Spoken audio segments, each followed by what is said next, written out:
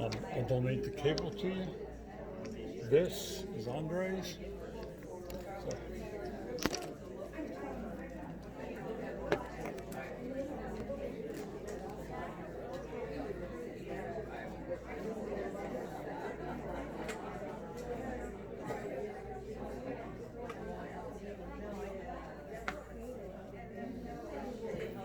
Perfect. okay. Good morning. Before we start, I'd like to ask for a moment of silence in memory of the victims, mostly children, 8 or 10 years old, who tragically were murdered in Texas, and for the other victims of the mass shootings in the last week or two, including Buffalo and tragically several other locations. So we pause for a moment of silence in their memory and to pray for them.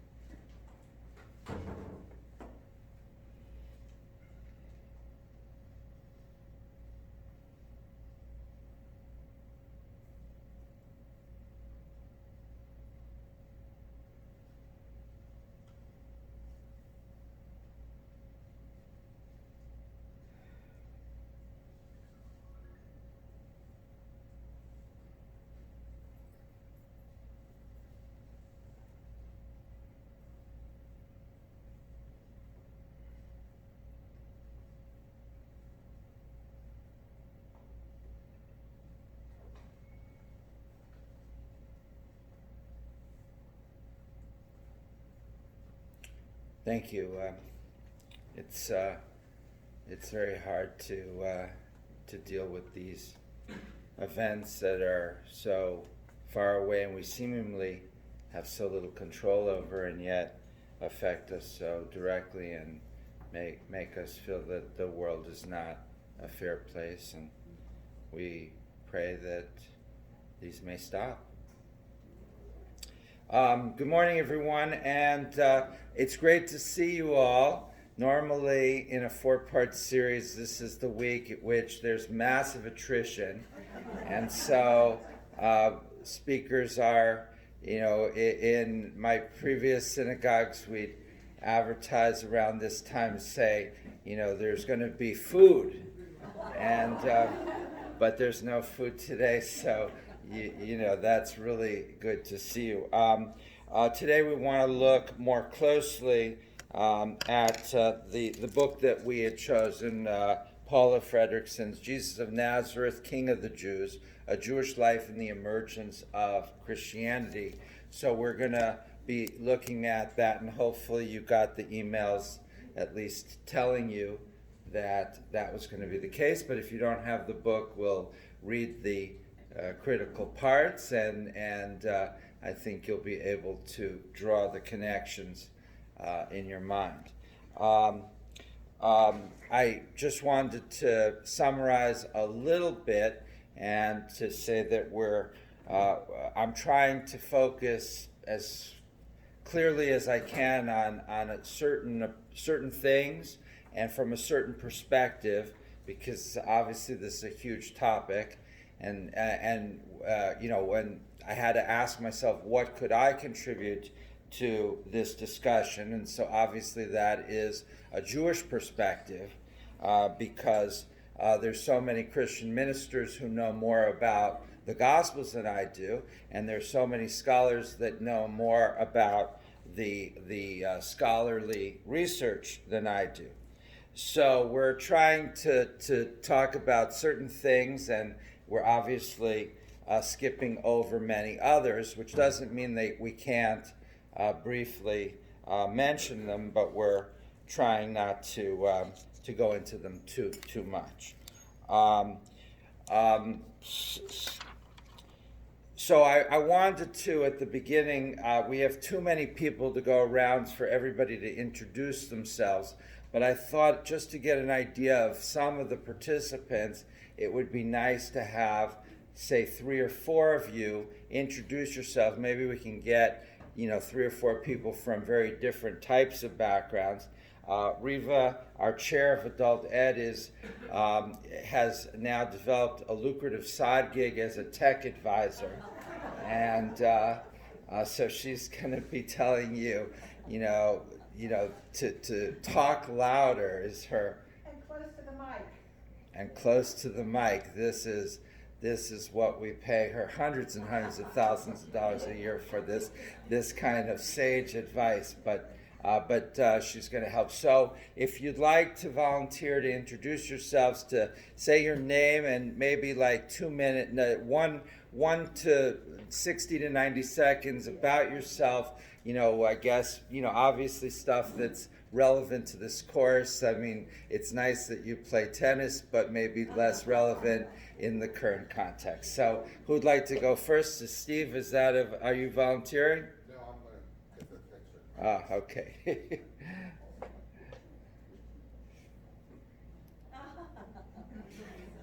Okay, you're not volunteering for a secret mission that has okay, we got a couple of volunteers.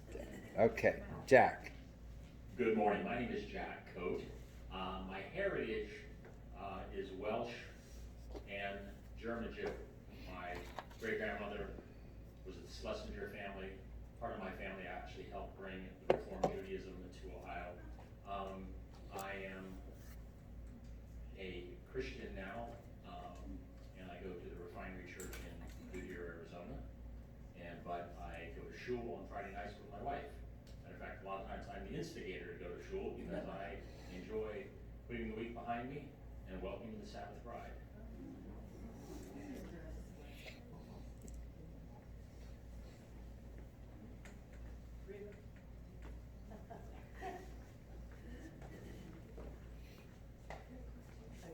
Hi, I'm Linda St. Pierre, and I'm from Faith Presbyterian Church, and I'll sit over here so you can see me. And I'm really interested in the historical Jesus. I've been to Israel twice. It makes the Bible come alive.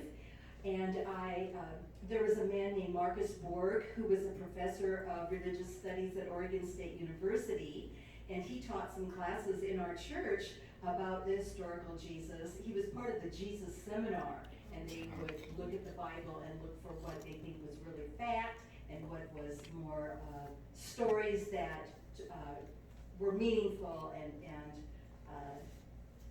important, of course. But anyway, what I'm trying to say is that the historical Jesus and the relationship that we have to him as being a Jewish person is really important to me and very, very interesting.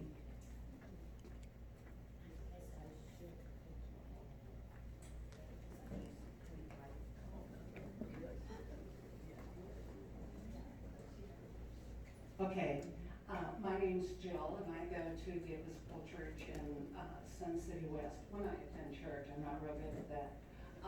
I do education for the ministry, and so I've been learning about the Old Testament as well as the New Testament and so forth. The biggest thing for me is that when I was a little kid, I didn't know Jewish people still lived. I grew up in Nebraska in a town of 600 people, and I was in 6th grade or something before I found out they were still here.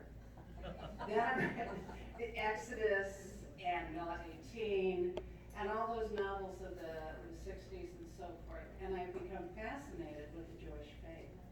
And I continue to mostly read murder mysteries and anything else that introduced me. Rabbi Small, Toulouskin, a lady at some bookstore lent me all her murder mysteries by Toulouskin, and he's a rabbi who still writes very serious stuff. But so that's how I ended up here, and I think that's it. Thank you.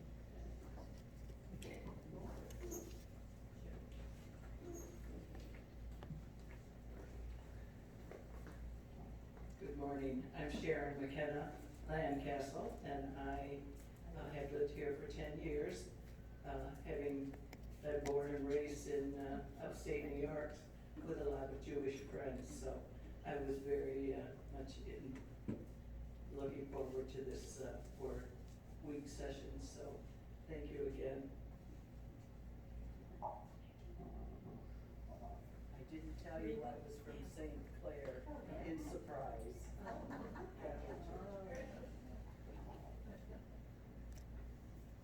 Hi, I'm Pam. In 1969, I was a senior in high school. I was a nice Lutheran girl, and I had a nice Jewish boy, and the rest is history. And so I converted, and I have Jewish children and grandchildren now, and ended up being, both of us ended up being very active here in Temple Beth Shalom. And Pam is the guardian of our garden. Yeah, which I worked on this morning, which is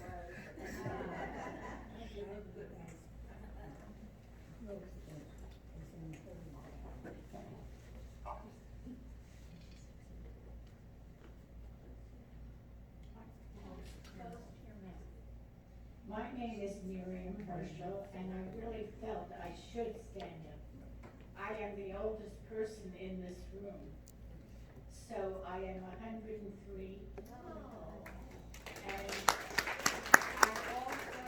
I enjoy the rabbi's classes.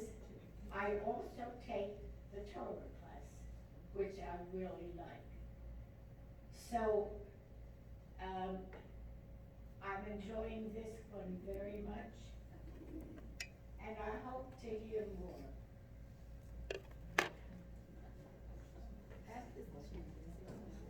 Oh yes, I'm from that Temple, that Shalom.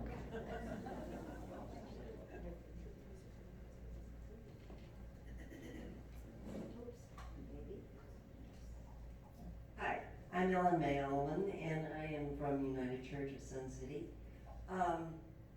I am here mainly because I have a Jewish friend that I play cards with every week, and I have asked her several questions, or tried to ask her several questions about her Jewish faith, and she will not give me an answer. She's a member of your church, and I'm just me. But anyway, that's why I'm here. When I found it in our bulletin, it was like, yes, now I'm going to learn something. Thank you.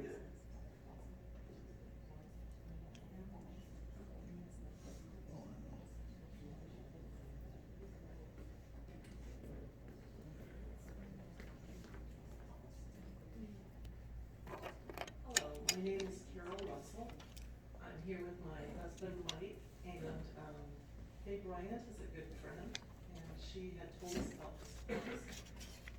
I was raised in the Catholic Church and became a Christ follower when I was in my early 20s.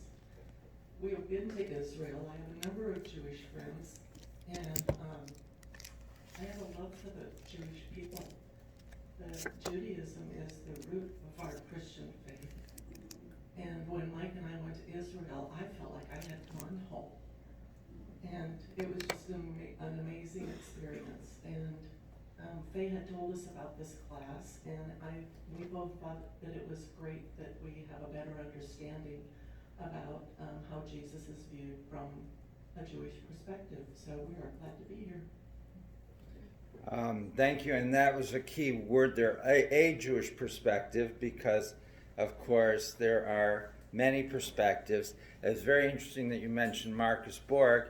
He, of course, is one of the very well-known scholars on this topic, and I have here that I downloaded from the internet a list of the different schools of thinking about this topic.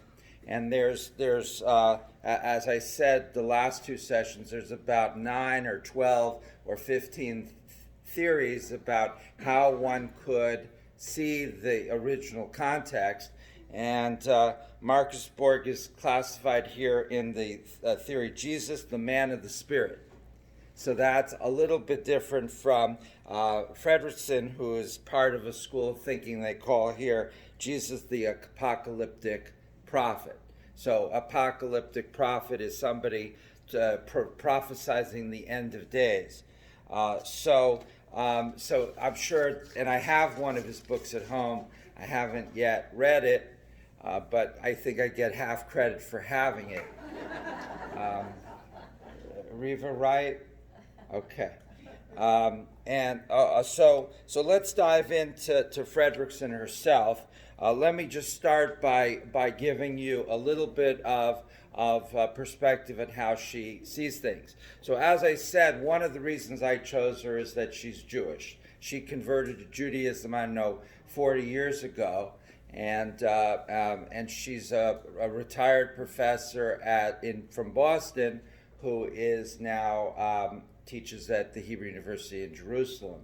So I wanted a book from a Jewish perspective, but she's primarily a scholar, so she's not really talking because she's Jewish. She's a scholar of this, but she happens to be Jewish. And this is, of course, we're all familiar with a conscious and unconscious bias. So, we all have biases, and we're all coming from a point of view, and that's perfect. That's to be expected, as long as you acknowledge it. Now, so on one hand, she acknowledges it. On the other hand, she's trying to be a scholar. And all of these people are trying to be scholars, but they all have their particular...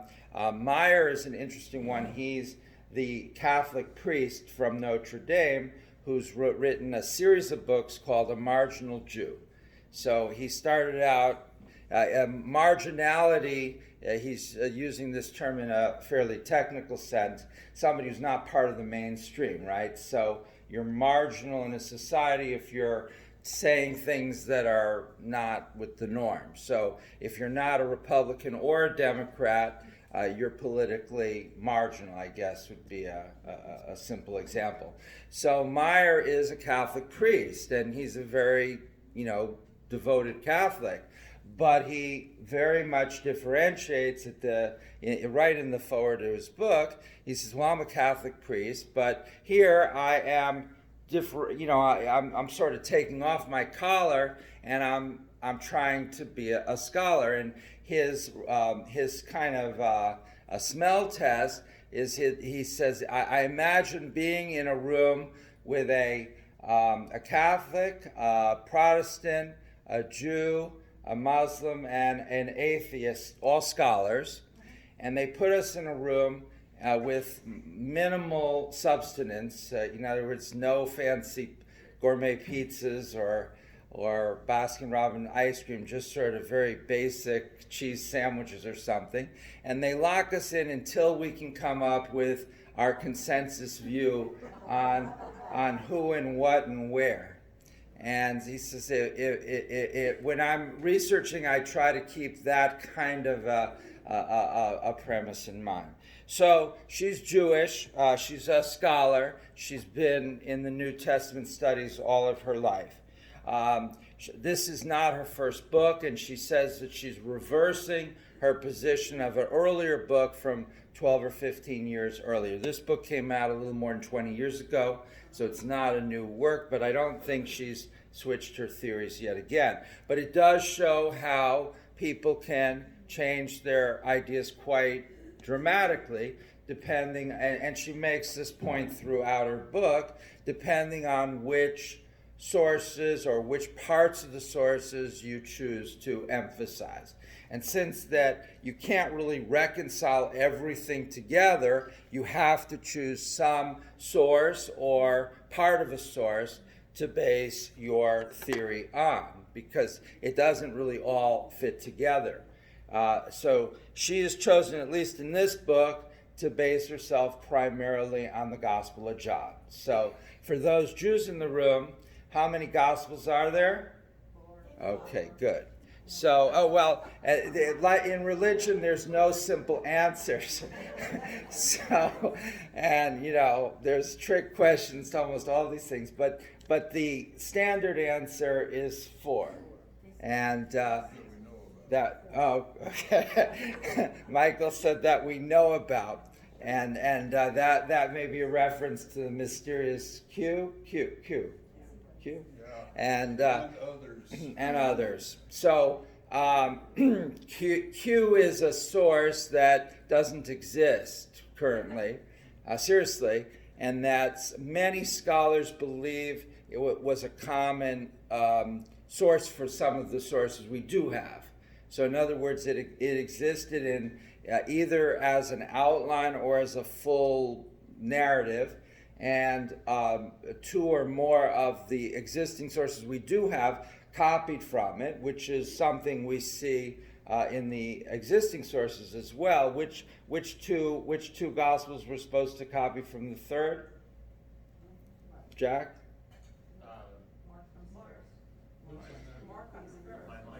So Mark was used as a source for Matthew and Luke. Okay, so the theory there, which is a very well accepted theory, is that okay, if we have four gospels, that two of them copied from a third, which is early.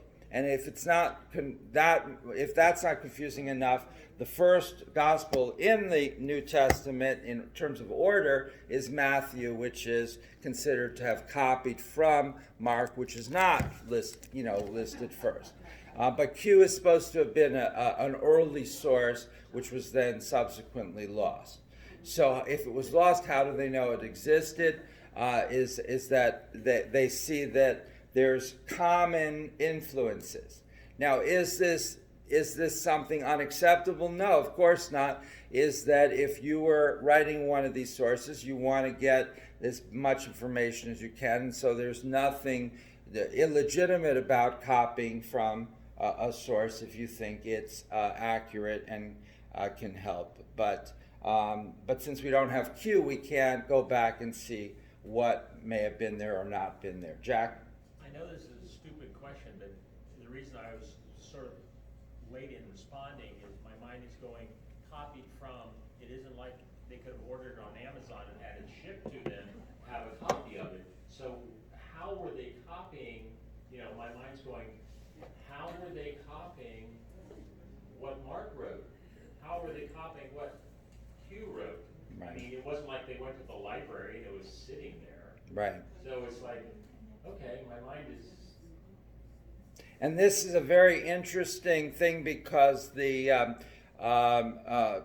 Jews tended to use scrolls, and I believe Christians did not. They tended to use more, I forget the term exactly, but so there's cultural differences, even the way that texts were written down. And of course, as Jack's pointing out, these texts were very rare. They were public texts, so you might have one copy for a whole community if you were lucky. But today, of course, each of you could have a copy of this book, right? So you may not, but you could. You could download it, you could buy it used, you could get a new copy, you can borrow it from a friend. There's lots and lots of copies accessible, and even more so for the New Testament. But in those days, it was a very difficult process. Does that answer your question, sort of? But how did they get access to these? Well, they presumably, they were important enough, or they were in large enough communities that they could find a copy. Well, This is Nick. Yeah, my name is Nick, and I'm the Quaker in the family here. There were such a thing as libraries in those days, and that was probably the primary source. Most famous library was the one in Alexandria in Egypt, not in Virginia. And that was destroyed by, I forget who, Alexander the Great or somebody, some historical figure to destroy that library. It was the Romans, okay. But there were other libraries as well. The Essenes had libraries, and there was speculation that even some of the Essenes writings were actually writings from the temple in Jerusalem that were hidden in the caves and discovered in Qumran later on. Right. Now and the Septuagint. How many people know what the Septuagint is? Okay, well, this is important for both Jews and Christians. Septuagint was the Greek translation / commentary of the Hebrew Bible into Greek. And so Jews in Alexandria and elsewhere could not read the biblical Hebrew well or at all. And so now, my congregation, 99% can read the Hebrew totally fluently and understand it. So there's no translation necessary. But in those days, they weren't as studious. And that was a joke, just in case you. So anyway, they were like we are today, in that they were pretty monolingual, and even earlier, even very earlier in the time of Ezra, going back 400 or 500 years before the Common Era, when the Jews came back from Babylon to Israel, the Ezra, the scribe that you probably have heard of, he was the one that established for the first time weekly Torah readings. So he gathered everybody together. He promised them food, probably, and somebody read the Torah. But even then, most of them, or many of them, couldn't understand the biblical Hebrew. So they had translators, Meturgamim, who were translating from Hebrew to Aramaic. So the Torah reader would stand with the scroll. And if anyone is interested after the session, I can quickly take out a scroll from the Ark and show it to you. And so the person would read a little bit and then stop. And then the translator would translate from the Hebrew to Aramaic, which was the native language. Now, Hebrew and Aramaic do bear some similarities, so the people presumably were able to kind of make out 20 or 30%. So it was a little bit better than today, but they couldn't really understand it. But part of the translation, both then and then later, was interpretation. And I have a copy of the Torah, written by or edited by an Orthodox rabbi that I blurbed his book, and he sent me this as a present, which was very nice. And Chaim Miller, and he puts in brackets in his translation of the Torah. The interpretation is understood by the sages. So there's places where there's, if you just translate it, you don't get the main point, at least as understood by the rabbis, because it's not in the text. So in brackets, he'll give you several words or a sentence to explain the interpretation as understood by the rabbis of the Talmud. So the Septuagint was an attempt to do that into Greek. It's important for both Jewish and Christian history because the earliest Christians were Jews, and they were, especially once the Jesus movement left Israel or didn't leave Israel, but spread primarily outside of Israel to diaspora communities. These are people who were already reliant upon the Septuagint. And so you'll see a lot of influences in early Christianity that stem from that. In modern Judaism, we don't really use the Septuagint much because we don't speak Greek, or we don't read Greek. But it's it's basically a Jewish commentary, so there's no reason that we can't or shouldn't. I remember when I was first here, my very first week, we were still doing, on Wednesdays we do Torah study online, and at that time we were still doing it in person, if you remember, Ray, and with a much smaller group, by the way. And Ray mentioned the Septuagint and several other of these sources the first week. Right, Ray? Yes, and sometimes in translations there are errors. Just as the Irish monks translated into English or whatever they did, there were always errors when you make when you change from one language to another, because the perception of a word can change. Okay, thank you. So back to Paula Fredrickson. So she bases herself in this book and we just mentioned the four Gospels. She bases her historical recreation of what happened primarily on the Gospel of John. And the Gospel of John, this is a very eccentric choice because normally the Gospel of John is seen of as late, as completely removed from the Jewish context, and probably the least historical and the most theological of the four Gospels. Okay, so Mike, give me one more second. So by choosing to base herself on Gospel of John, this is something that would raise eyebrows. Okay, yes, Mike. As you heard, my name is Mike. The thing is, the Gospel of John is not synoptic, and he doesn't weigh in on events that occurred. He weighs in on the meaning behind Jesus' teachings.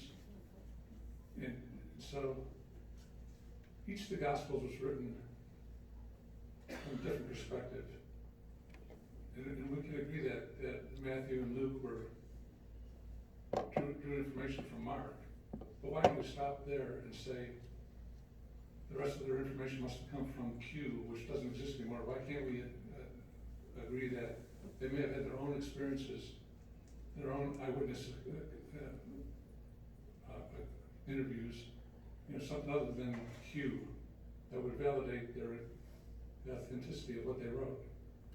Yes, so here we come back to this, dichotomy between faith and the quote unquote the search for the historical Jesus. So once the faith issues I'm trying to leave aside, obviously, as a non-Christian. But Mike's points, I think, are 100% valid, and so therefore her recreation is certainly controversial. And so we're certainly not asking you to necessarily accept her rendition of what happened as true or valid. But a lot of this, if I can be completely and totally honest, we picked the book before, as we were conceptualizing the course, and we hadn't read it yet. So, there were plenty of surprises as we went along. Mike? I'm not trying to make a debate out of this by any stretch of the imagination. I'm just saying, if you're going to discuss a topic and try to come to an interfaith understanding of where we come from, it's important to allow views like mine to be, or observations like mine to be voiced, as well as yours. Right. You're the host. I'm the guest. Right. No, well, we want to have a little bit of a dialogue, and so. I don't want to come across as antagonistic or. No, you're not. Or trying to defend my faith over yours, or whatever. Just saying, there's other things that are not brought up in the book that paint a different picture of how things. And it's very sensitive because I'm talking about your faith. It's not my faith, and I've spent just a few weeks delving into it, and I'm using primarily one source.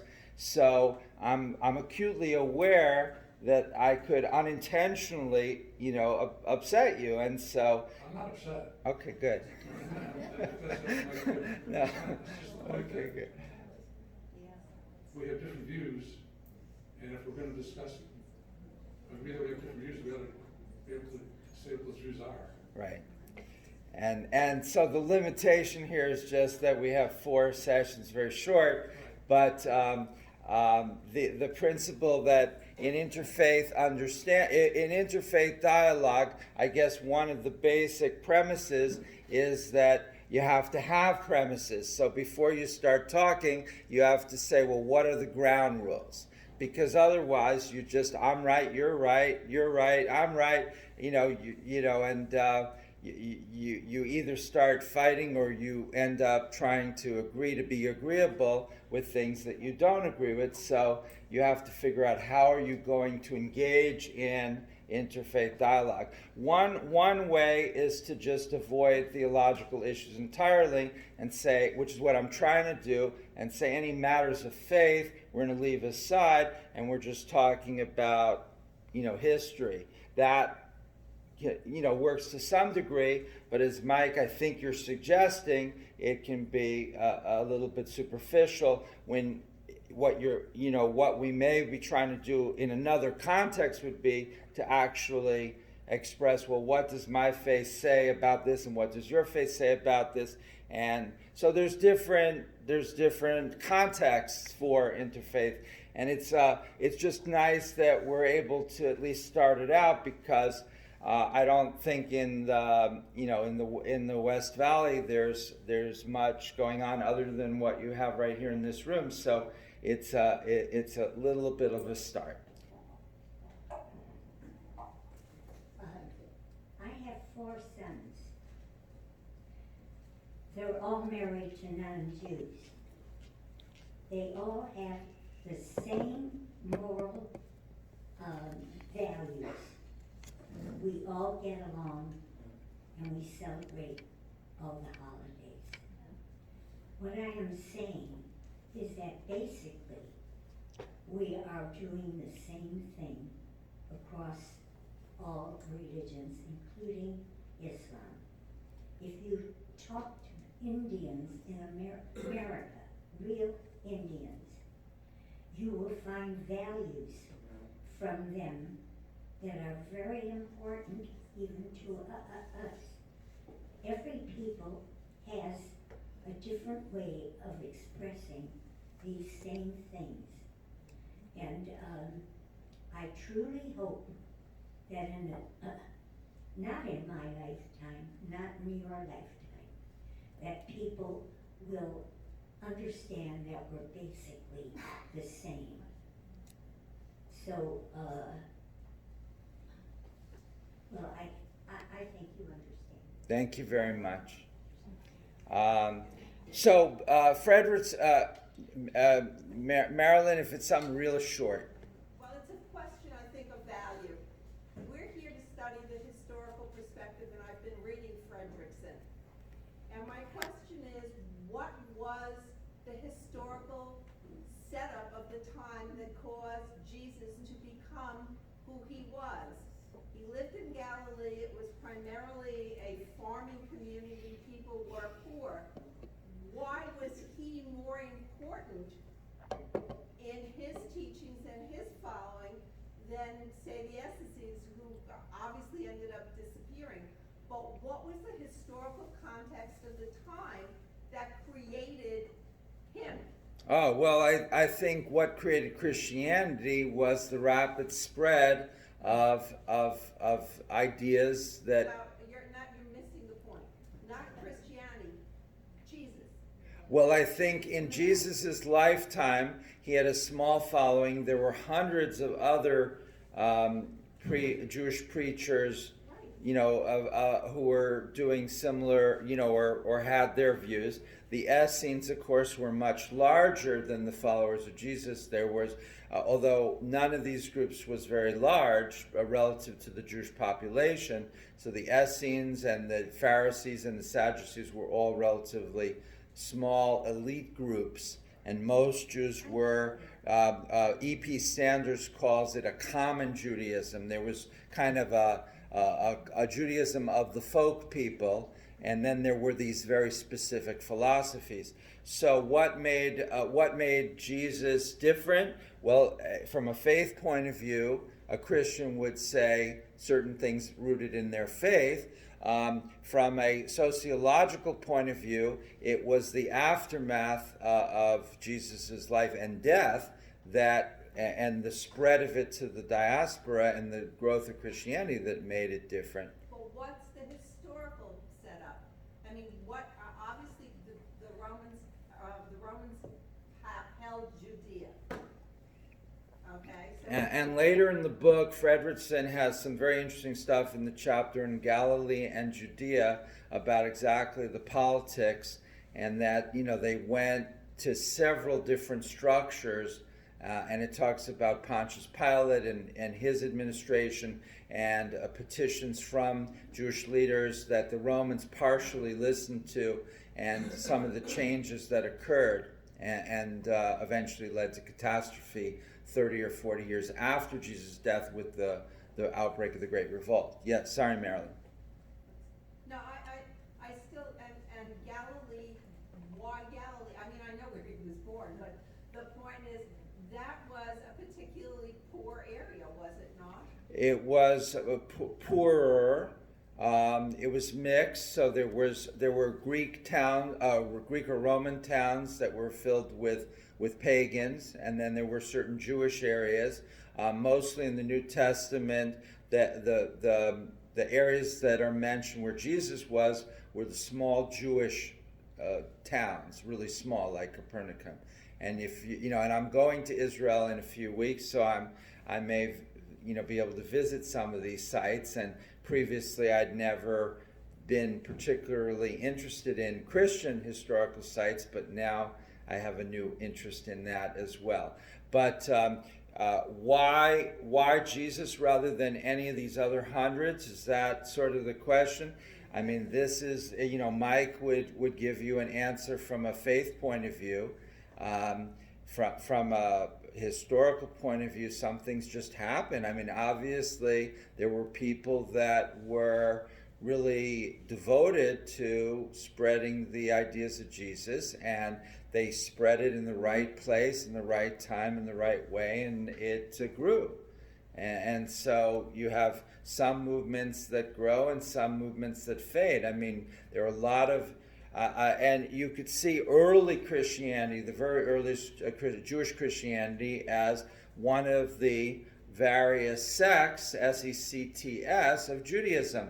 And over the course of history, there's been numerous such sects, and most of the time they fade away.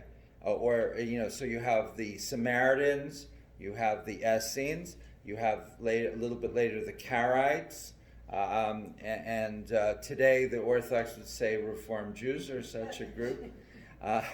And so you have various groups, and some succeed, some fail, and some grow. The primary one that grew was Christianity. I'm not answering your question. I can see from your face, why does he not answer my question? I've asked it 4 different ways. Well, I'll have another discussion someday. Okay, I'm doing my best. So Fredrickson based herself on the Gospel of John, and therefore, in contrast to others, she believes that Jesus had a 3-year mission that was centered in Jerusalem. So whereas a lot of the other scholars will say, basing themselves on other historical sources, that Jesus only went to Jerusalem once at the end of his life, and that led to his arrest and crucifixion, that she says, no, he moved from the Galilee to Jerusalem. That was his headquarters. He may have gone back and forth. He was a commuter. But he was in Jerusalem for much or most of the last 3 years of his life. That would obviously change a lot of the context, because this is no longer a country preacher who completely unfamiliar with the ways of the big city of Jerusalem and what was going on in the temple. This is somebody who'd been there dozens and dozens of times, and he knew what was going on. He knew what he was doing. So that would change things. So Mike made reference to synoptic gospels, which is Mark, Matthew, Luke, and those are and they're called synoptic because they share certain things in common. And the other 3 gospels that Fredrickson does not base her historical reconstruction on would put Jesus primarily in Galilee. She argues that Jesus's primary distinctiveness, and this partly may answer Marilyn's question a little bit, is apocalyptic. And apocalyptic prophecy or apocalyptic visions is that the end of history is coming, the end of the world is coming, however you want to phrase it, that something very dramatic is going to happen that's going to change everything forever, totally, and this is based on certain religious concepts, and the prophet knows exactly what's going to happen because God has told him or her and asked him or her to convey that to others. What she argues is that Jesus' apocalyptic vision is that God was going to establish the kingdom.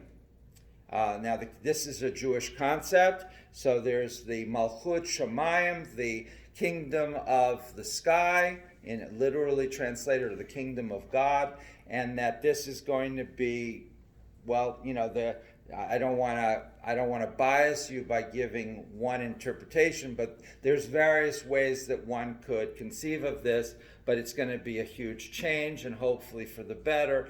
The lion is going to lie down with the lamb, and so forth and so on. You've heard.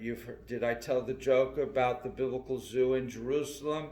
I've been trying to get Pam to expand our biblical garden and make it biblical garden and zoo, but she's been very resistant. But I'm going to keep trying to weigh her, to eventually just nudge her over and over. But in Jerusalem, so the tourists came and they went to the biblical garden, biblical zoo in Jerusalem, and they see a lion and a lamb in this enclosure, just lying there very peacefully. And they said, wow, how did you fulfill the prophecy of Isaiah that a lion and a lamb can lie down together?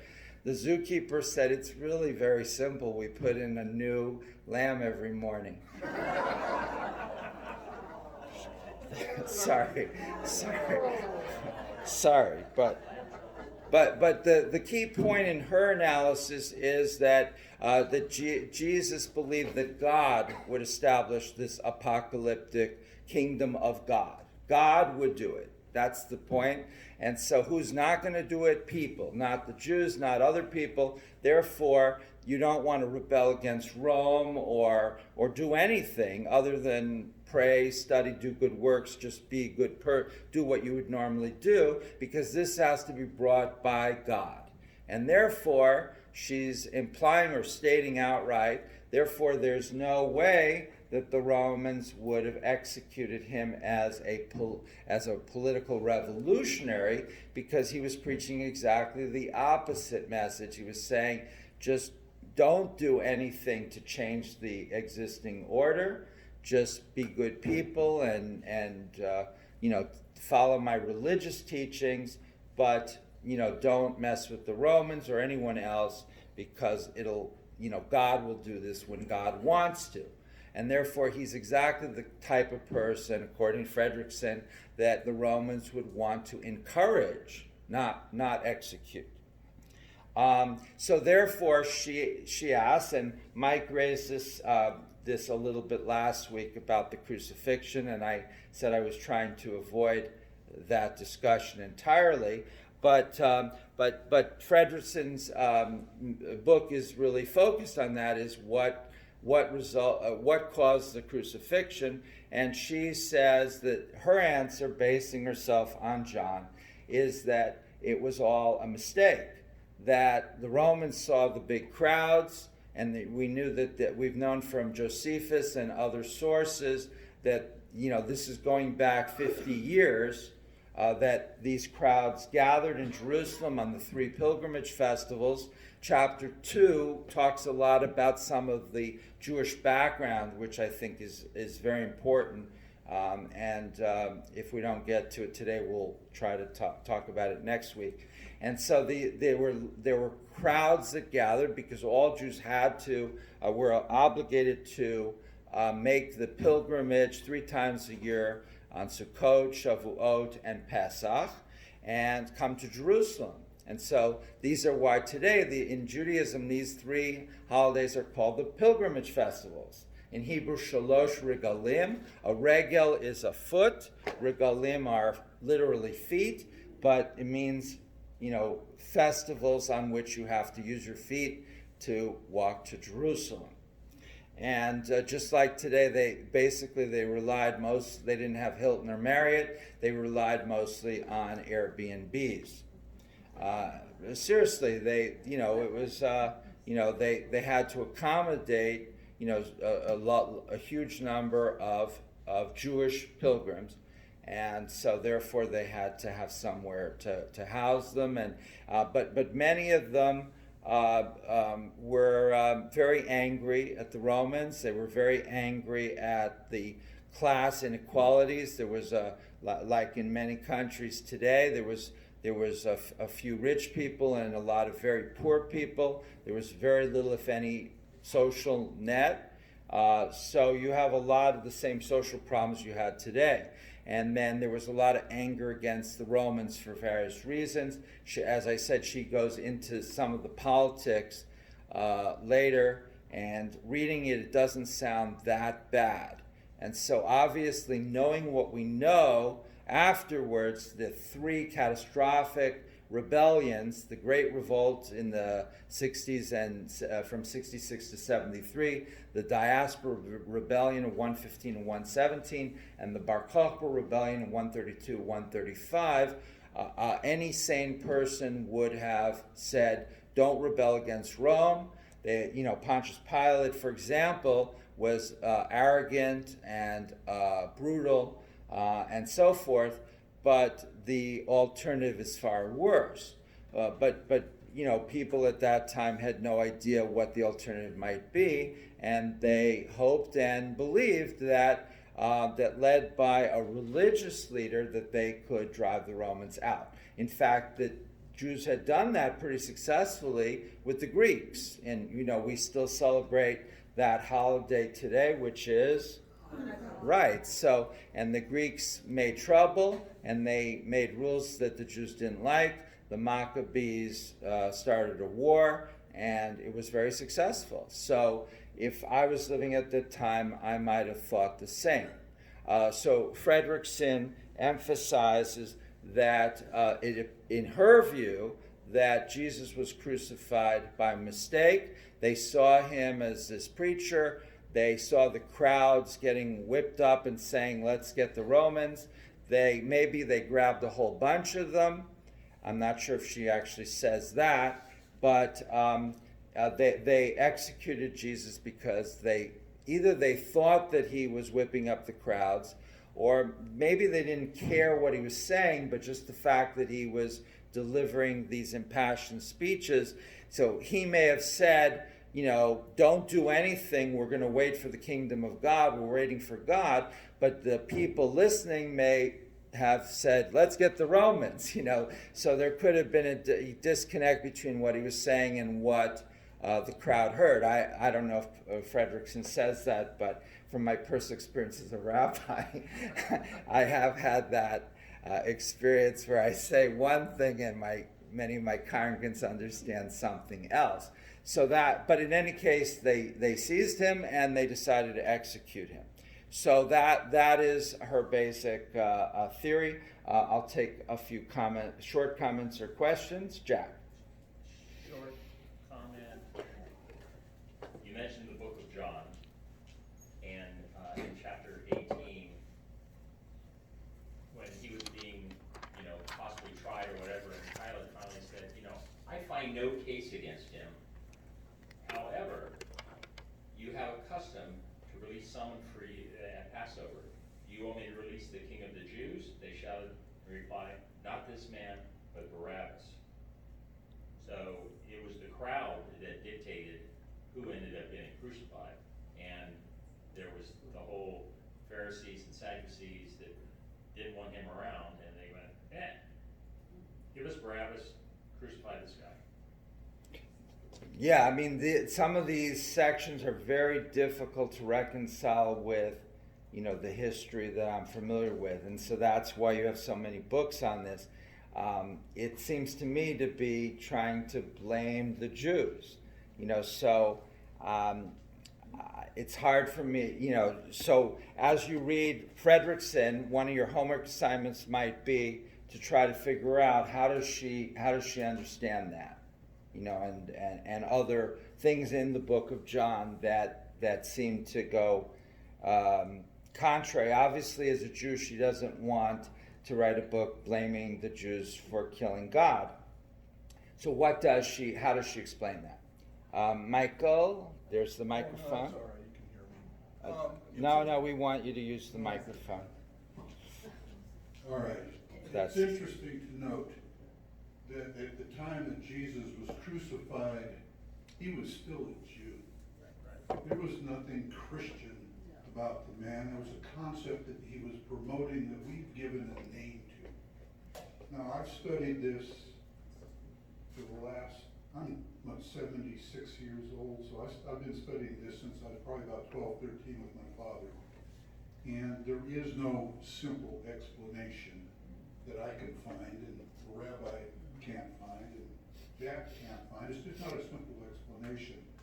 But there were a myriad of things that had come up at the time. Number one, the crowd, they were very simple-minded people. It didn't take much to get them going. And if you threw bread at them, they'd say pretty much anything. And they were Jewish also.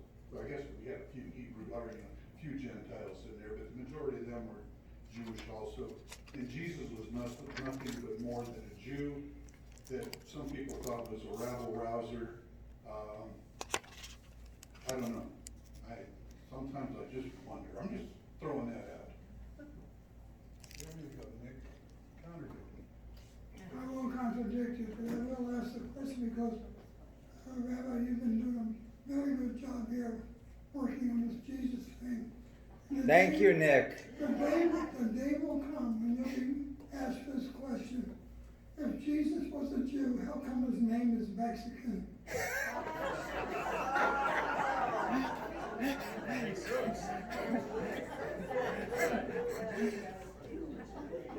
Nick, your jokes are much better than mine. A few more comments or questions. We have time for a few. Stephen, Jan, and then Stephen. Quick question. If Luke and Matthew were dependent upon Mark as a source, were the four of them, Matthew, Mark, Luke, and John, contemporaries? Did they live at the same time, or were they hundreds of years apart? Could they have been in a group and communicating instead of a library? So we're not talking about Fredrickson here, we're talking about just general research. And so most of the scholars agree that Mark was first, that he wrote his gospel roughly around the year 70 CE, which is around exactly during the Great Revolt, which is interesting. And so his was first. And then then you have, I think, Matthew and Luke around 80, and then John around 90. Does that sound right, Michael? And this is just what I've read seems to be the consensus of most. Now Matthew, of course, is the most interesting case because it appears on the surface to be the most contemporary. It's by far the most Jewish. In Matthew, Jesus is portrayed as following halacha and advocating for halacha, which means that he would be, in today's terms, somewhere between conservative and orthodox. Whereas in at least I think in Mark, he says stuff that seems to indicate he does not want to follow Jewish law. So his views on Jewish law are the most traditional in Matthew. And there's discussions in Matthew that sound like they're straight out of a yeshiva, in terms of Shabbat and what can you do on Shabbat and what can't you do and what are the most important mitzvot, so mitzvot commandments, and in Judaism there's 613 commandments, and Jesus says, well, here's the most important two, and things like that really make him sound like an Orthodox Jew or liberal Orthodox Jew. And on the other hand, Matthew has some of the most hostile elements from a Jewish point of view, including the part where Jews say the blood of Jesus' execution will be upon us, and this was used to say that Jews were responsible for the killing of Jesus for thousands of years. So how do you reconcile Matthew, that he seems on one hand the most traditional and on the other hand the most hostile?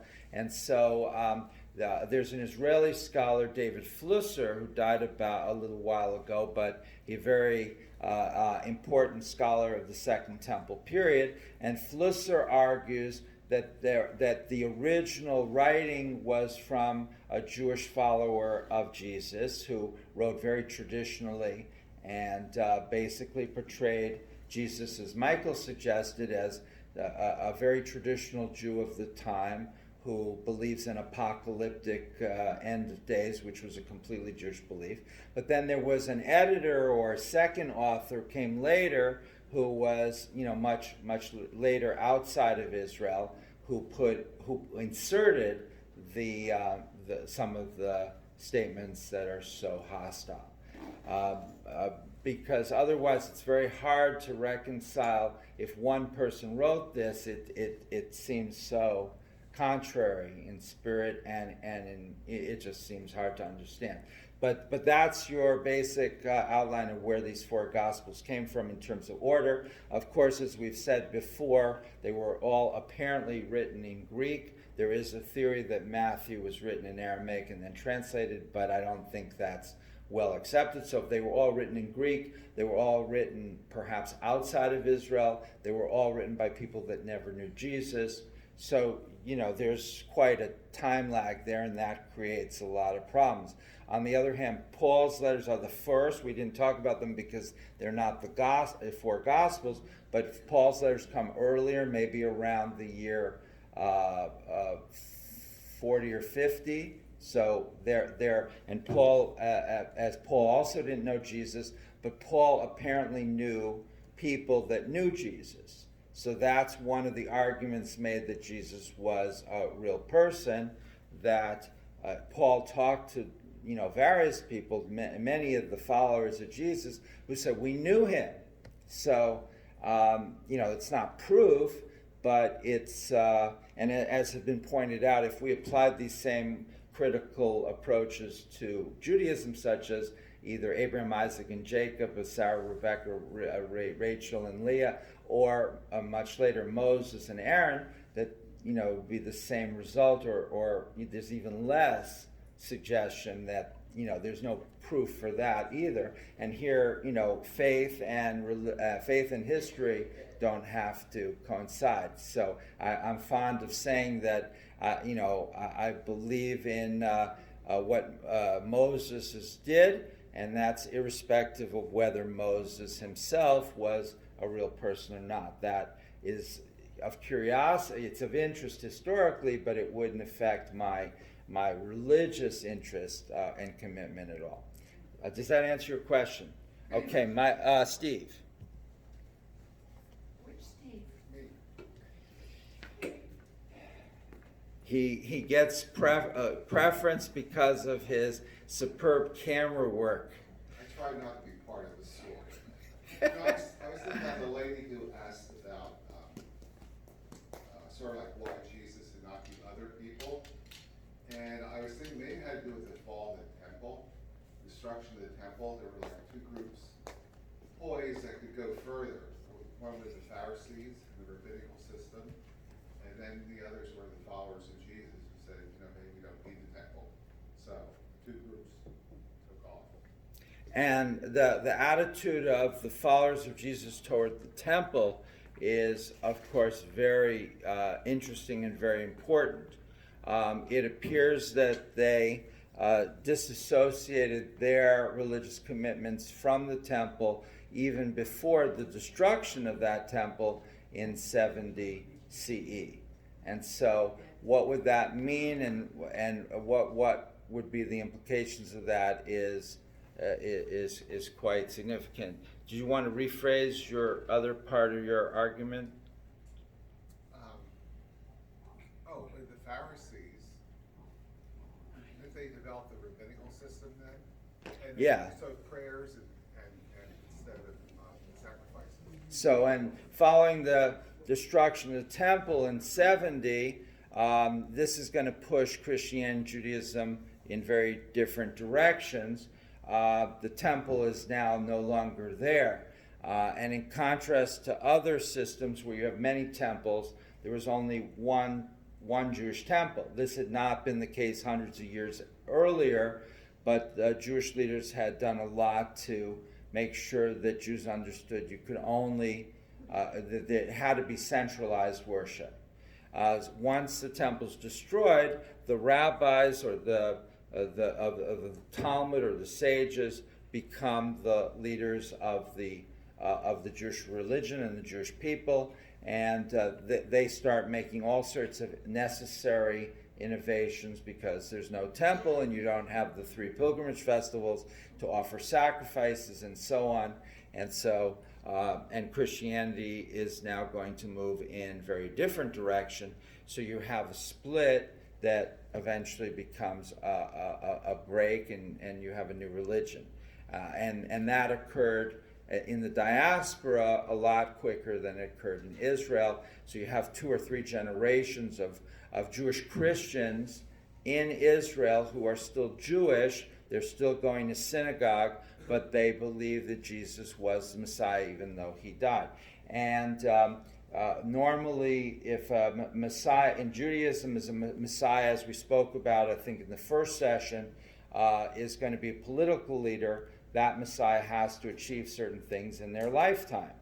But there is apparently in Jewish mysticism one or more sources that say that, well, it might be possible for a Messiah to die and come back.